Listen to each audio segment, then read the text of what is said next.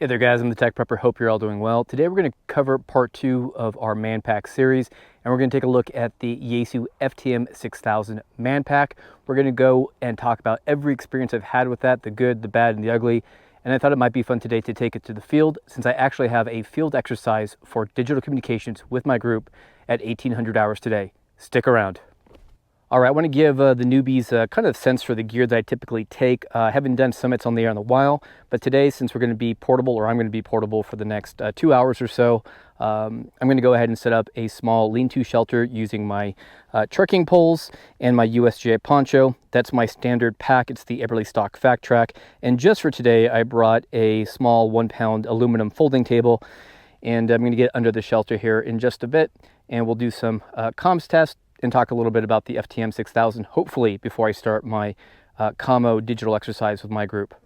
All right, folks, I have the tarp shelter set up already with the trekking poles and the USGI poncho. I have the folding table set up with my CF20 Toughbook, since we're going to do some digital today to show you, yes, you can do digital and a whole heck of a lot with just something like the Yaesu FTM-6000 Manpack. This is the one I showed in the first video.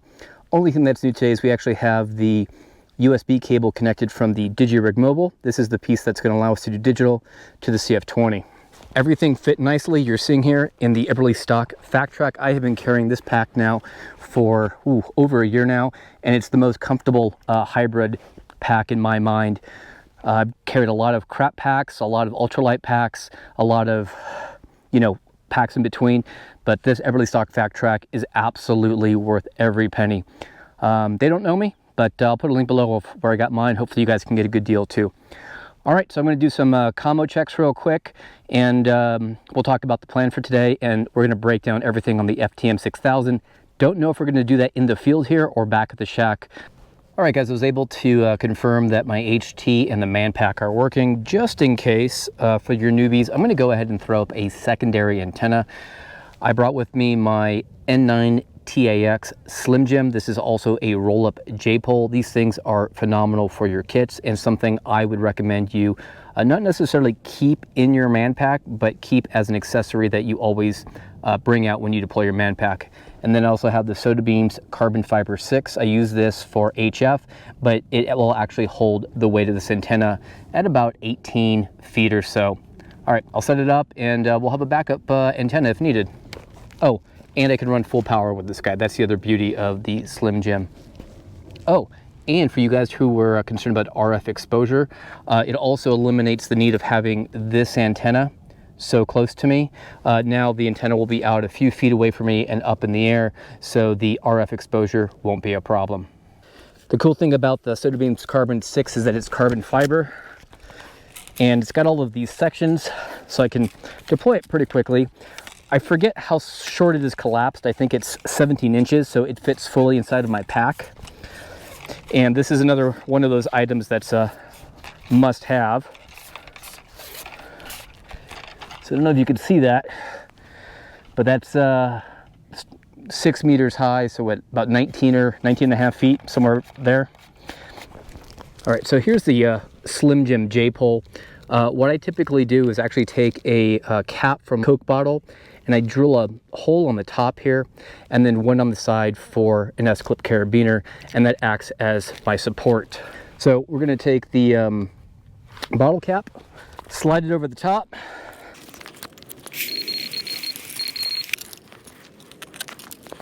and drop it over this this stake here.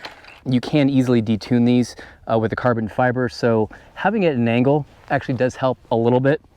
And I typically also carry wire wraps just in case I want to secure this to the mast. It doesn't look like I'm going to need to for today.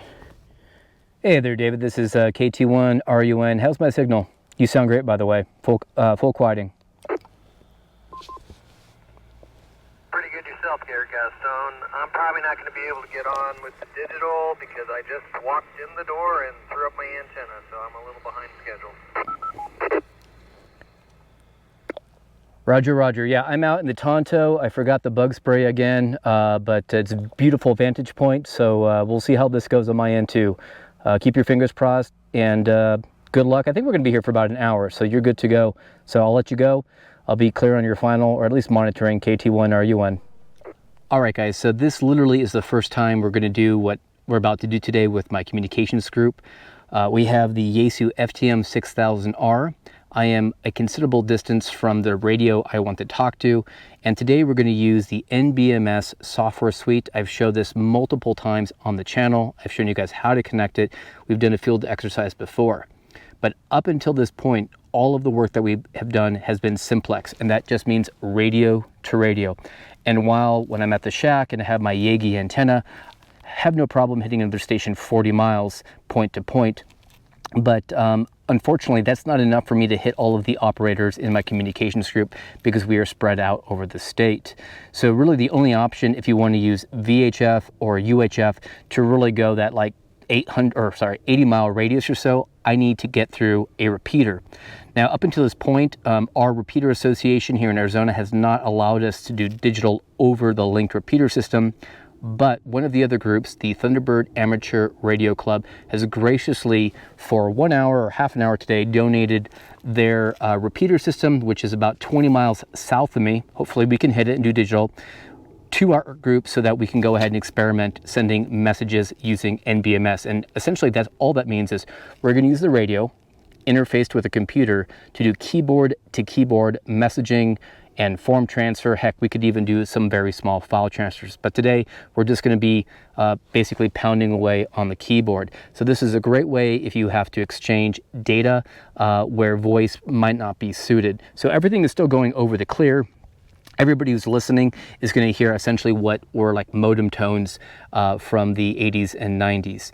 So if we're successful, our goal for today is to be able to have everybody in my group spread out over an 80-mile radius, exchange messages using a computer going into a standalone repeater. And I get it, a repeater can fail, but in the series and in the HF series, I'm going to talk about how we can still do the same kind of thing as we progress in more sophisticated Manpack setups. Hey Paul, before we get started, I've got my HT on 5 watts, but I can switch over to the Manpack with the J-pole. How's my signal first? I'm actually out in the Tonto National Forest. The repeater we're gonna hit, I looked today, I'm about 20 miles north of that position. Back to you. Well, Gaston, your signal is got some noise on it, but it's definitely communications grade. I understood that you're out in the Tonto Forest and talking about possibly any antenna change, but there's some noise, some hiss on it, but absolutely readable. So I'm going to type in testing from Tonto with what are we running? 25 watts with a J-pole. I'm going to go ahead and auto send this real quick here, guys. Actually, I'm already transmitting. Let's see if they pick it up. I said hello on the digital side. Did anybody copy? I received that transmission, yes, Stone. Mike, were you able to copy that? I did. And I verified that I am receiving on that side of the radio, even though that's not the main side of the radio. So, Gaston, 10% me right. WB4 ZKA. All right, guys, success. We were able to transmit basically a message testing from Tonto with 25 watts with the J-pole to the other guys. Let's try a receive now.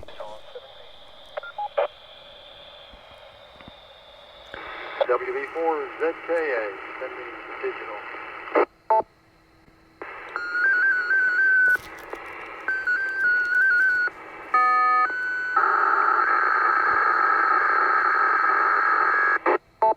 All right, guys, check that out. Thank you. We just received a message. Let's see what it says. Many thanks to Thunderbird Amateur Radio Club for letting us use this fine repeater. Mike, I acknowledge all receipt of your message. You are very kind, and a big shout out to the Thunderbird Amateur Radio Club, KT1RUN. All right, guys, I'm going to try to do this while these guys are still talking. As you can see, we are kind of bouncing between two systems. We're using one repeater system for voice and the other one to exchange digital. In fact, we're transitioning now to just using that one standalone repeater for both voice and digital. There was an OPSEC oopsie on my part where I revealed that on one repeater system we were using the other. My bad.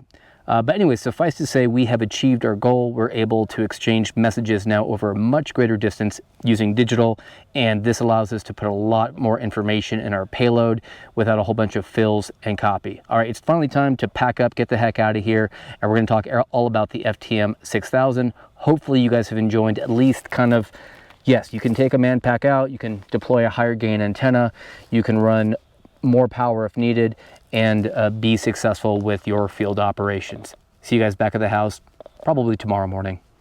Morning guys, I hope you enjoyed that little field exercise from yesterday. I wanted to demonstrate some of the capabilities of the FTM-6000, and more than anything, today we're just going to talk about a few things specifically about this radio. I would suggest you go back and watch my previous video because we did pretty much a deep dive. So the format for today is really a little bit about this radio and some of the details I like about it, applications and things of that nature. And that's the format we're going to follow for the other Manpacks that are going to follow. So the FTM-6000R is a dual band mobile rig that allows you to transmit on 2 meters and 70 centimeters. That's the workhorse bands for amateur radio. This radio was never designed to do what I'm doing with it, to be man-packable. But like I said, its form factor, its size, its weight lends itself to have this type of package. All right, so why did I buy this radio and choose to turn it into a Manpack? Because as you'll find out, this is not the most capable of all my Manpacks. In fact, this is the least capable of my Manpacks, but stay tuned because there's a lot of value for what this is and a lot of applications. So first and foremost, obviously was the form factor and size that I could actually make it into a Manpack. But the most compelling feature for me actually was the fact that it comes with a data port. And that's what allows me to interface this analog FM radio for digital modes using something like the digirig we showed in the field exercise. And that gives me the capability to send emails, send SMS text messages, do keyboard to keyboard chat, and also share my position. I've done many videos on that. I'll probably do an update video on all those things.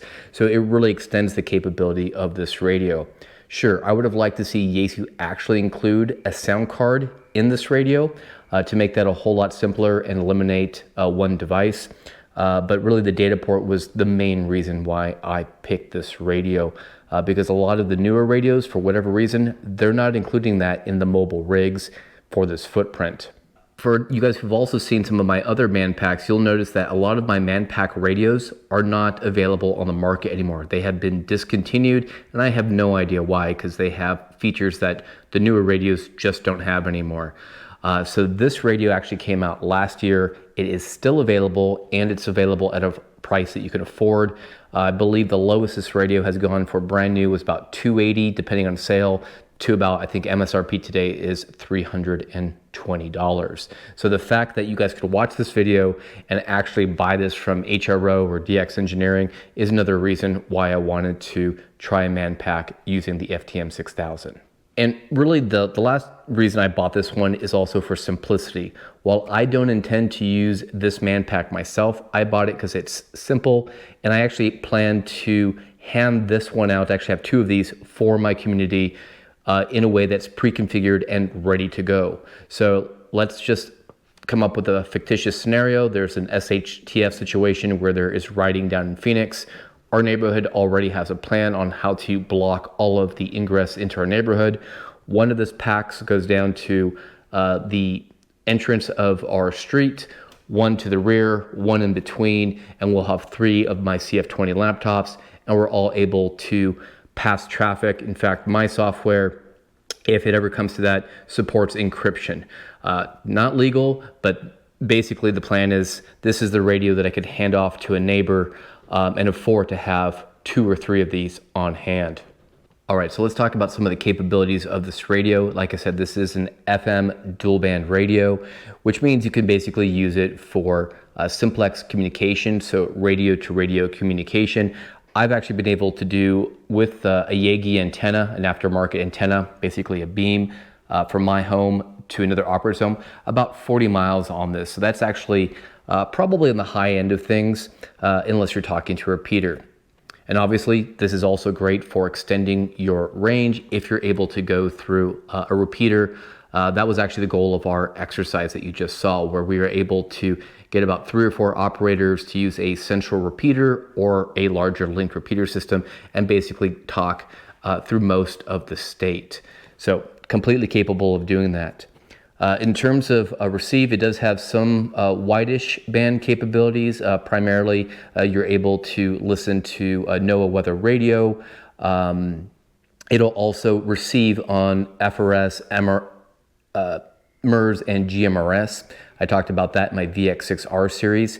Now, if you are a prepper, I highly recommend that if you buy this radio, that you pay the $30 or $35, whatever it costs at HRO, to get the Mars mod. That will technically allow you to make this radio transmit on FRS, GMRS, and MERS. Not legal whatsoever, but it's a capability you may want to have for an emergency if your life is at risk. And then, like I said, the other capability here, it has a data port. If this radio did not have the data port, there's no way in hell I would have bought it. And again, all of those capabilities that I talked about earlier for digital, email, SMS, position reporting, chat, is all available, assuming you have the right software on your computer. I'll do more videos on that, but you may want to check out my digital mode series because I covered a lot of that. I may have even covered it with this radio. All right, so what are the cons to this radio? Well, there's a few in my mind. Again, I know what the limitations are, so I'm not looking at this radio too harshly. First is power. It has 3 power settings of 5 watts, 25 watts, and 50. Since I personally want to Manpack, I would prefer to see 5 watts, 10 watts, 20 watts, and 50. The next radio we're going to talk about does do that, so it's actually a little bit safer to use and is actually better for power consumption, depending on being able to go to those lower step modes before you hit that 25 watt range. So not a deal breaker in general when I'm running this Man portable. Since the batteries are smaller, I typically never run more than 25 watts. For this radio, like I said in the last video, I'm running a 6 amp hour battery. I did do a battery sizing video that will show you how to figure out how long run times you'll get and how much power you can, how much current you can expect to draw based on what's in your manual. All right, so the other 2 cons, they're also nitpicky. I don't like that it doesn't have FM broadcast receive. I like to get news on my radios. Heck, the Baofeng has it, my VX6R has it. Every single radio I have besides this one has the ability to get FM broadcast, so just another source for news.